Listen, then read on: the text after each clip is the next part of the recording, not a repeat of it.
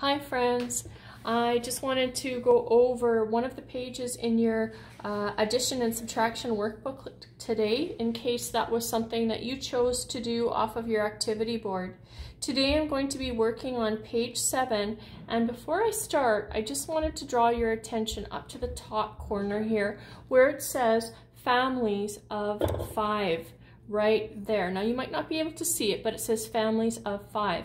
And because we're doing families of 5, that tells me that if I go and get 5 things, then it's going to help me with this page.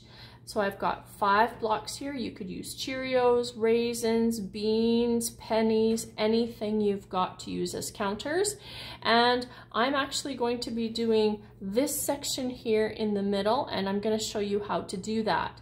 The first time I did this video, I felt like I couldn't really see the numbers very well. So I just want you to know that this is the section that I'm going to be doing with my 5 blocks. But I've taken these questions and I've written them on this paper so that you can see.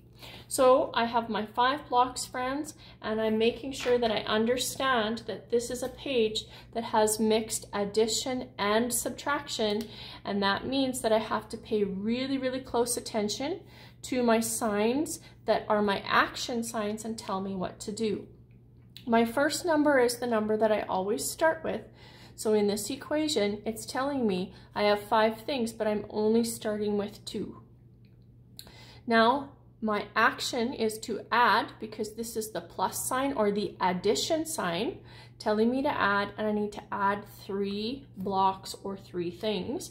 And how many things do I have all together? I can subbatize with my eyes, or I can count 1, 2, 3, 4, 5. So I have 5 things. All right, let's try it again.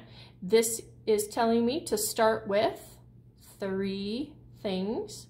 And I need to, that's right, add 2 things, because that's the addition sign, meaning we join things together.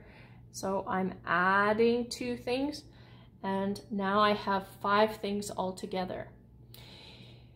This equation is telling me to start with 5 things. 1, 2, 3, 4, 5. I've started with 5 things, and now my action is to subtract or take apart the 5.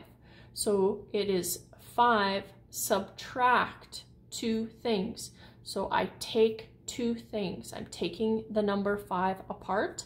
And what do I have left here? I have 3 things.